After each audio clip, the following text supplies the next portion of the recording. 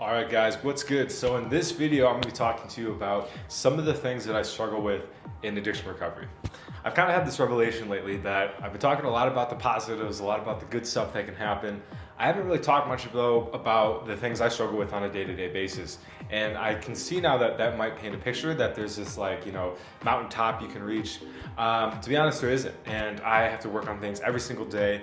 There's still things that I do not understand. Many things that I do not understand about this world, and though being sober has allowed me to go through and start to learn those things, it's still something I think I have to be more transparent about, that I still struggle and I still have hard times and hard days. And so let's just go dive right into some of those. The first one being is communication. So this is something that I never really learned when I was younger. I did not learn effective communication. I communicated through passive aggressiveness or through waiting for things to build up. And so I'm really working now on expressing what I'm experiencing as soon as possible when it's appropriate, and kind of having those conversations with people that are difficult and might not be, the most pleasant things. I grew up in a place where, it was either we're happy or we're not happy. And if we were happy, everything was okay. But if we weren't happy or something was awry or there was anger or frustration, life wasn't okay. And so I'm learning that, I can have anger and I can have disappointment or frustration and life can still be okay. And through learning how to communicate that, I'm realizing too that people aren't just gonna run away. Those abandonment wounds that I have are still pretty deep.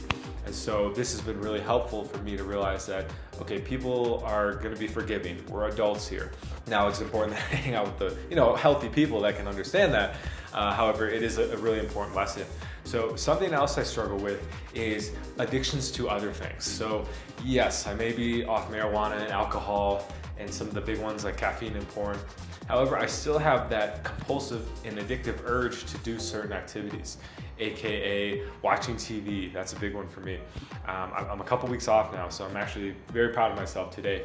That is one that if I start watching, it can very quickly kind of spiral down into an addictive cycle.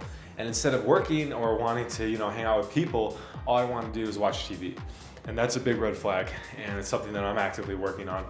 There's a lot of shows, a lot of movies I want to watch, but I have to be strong. And I'm sure there will become a time where I do slip back. However, as I talk to you guys about, it's progress, not perfection, and it's a slow and steady process. So another addiction that I struggle with is food. And what ties into this addiction as well for me is spending money. So those two kind of go hand in hand. I have almost a pattern to want to spend a certain amount of money every day on certain food items. And as I told you, I do not eat sugar. However, I did have it for the first time in a few years this last week as an experiment. And I quickly realized, okay, I don't feel good on this. I was kind of correct on my hunch. My heart was beating crazy fast all day, and I just had I felt high, but it wasn't a good high. It was I felt like I wanted to just crawl out of my skin. So I'm back off the no sugar stuff. However, there are some sugar-free bakeries and stuff like that, and so my compulsion is to order that every single day. And it's funny. It's just funny that that same back and forth in my head, that same I shouldn't be doing this. I should be saving that money for other stuff, even though it's only a few dollars, comes back in my head almost every day. And it's still a battle. I don't really know the answer to that at this moment, so I'm just kind of being aware of it. Let me know in the comments below if you have any kind of those random addictions that you've always joked that, yeah, this is an addiction, but actually it might be an addiction. So for me, that's a couple of addictions I have, and I'm going through support groups right now for the financial stuff to make sure that I have control over my money and I'm not wasting it on stupid stuff. So another thing I really have a tough time with, I'm getting better, so I'm going to put that out to you first. I'm getting better, is patience.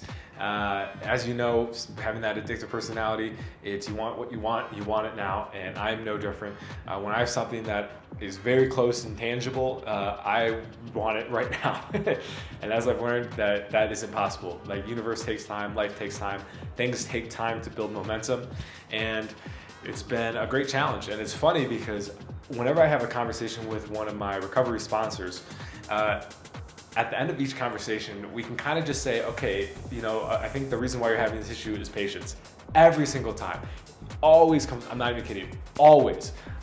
Life isn't black or white, but this is a black or white one. It always comes down to a lack of patience. Why I have moments of suffering and anxiety and stress, because I want the peace now and I want to have the results now, and I'm learning that no, that's unhealthy to have that compulsive want. What I need to be doing is, appreciating and having gratitude for what I have, which goes into the next one, is sometimes it can be hard for me to have gratitude for things. Why that is, I'm not entirely sure. I think I do know why. It's childhood, right? Like, things didn't work out very well for me in childhood in a lot of ways. And so I had a lot of anger as a kid, and a lot of feeling that the world, was kind of against me, which I'm not going to discredit or discount. And at the same time, I'm not going to give strength to that, because it was what it was. Now, as an adult, though, I sometimes can slip back into those states of being where I don't feel like life is in my favor, where things, aren't as great as they could be or whatever, even though maybe the day before I've just had this amazing experience. And so it's a constant reminder to have gratitude.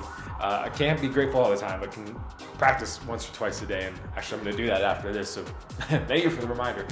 To have gratitude for what I have and what's going well in my life. And over time, again, that compounds, just like the same with quitting, right? One day after another, it stacks on top of each other. So gratitude is something that I definitely have to work on. And the last thing, which is something I've been really working on lately, is that inner trauma stuff. So I still have some wounds from my childhood towards certain members of the family that are really affecting the relationships today. And I'll say one in specific, which is the mother wound. So the mother wound is something that everyone has. And for me, it affects dating, because due to unresolved stuff with my mother, who was actually an adoptive mother, so I don't actually know my biological birth mom. When I meet someone that has those qualities that she has, even when they're positive, there's a part of me that pushes that away, because it's a reminder of childhood.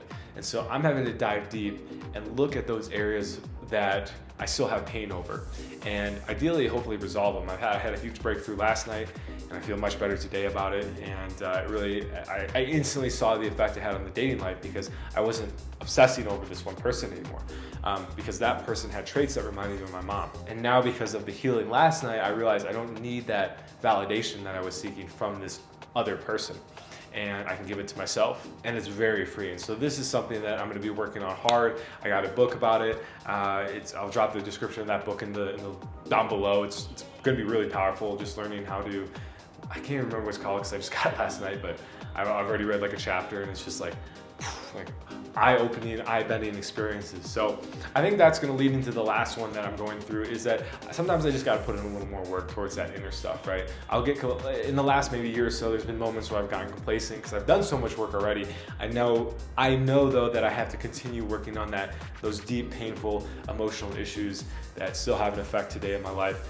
And I know that doing so is going to allow me that freedom that I've always wanted with other people, with myself, with the universe, and in its entirety.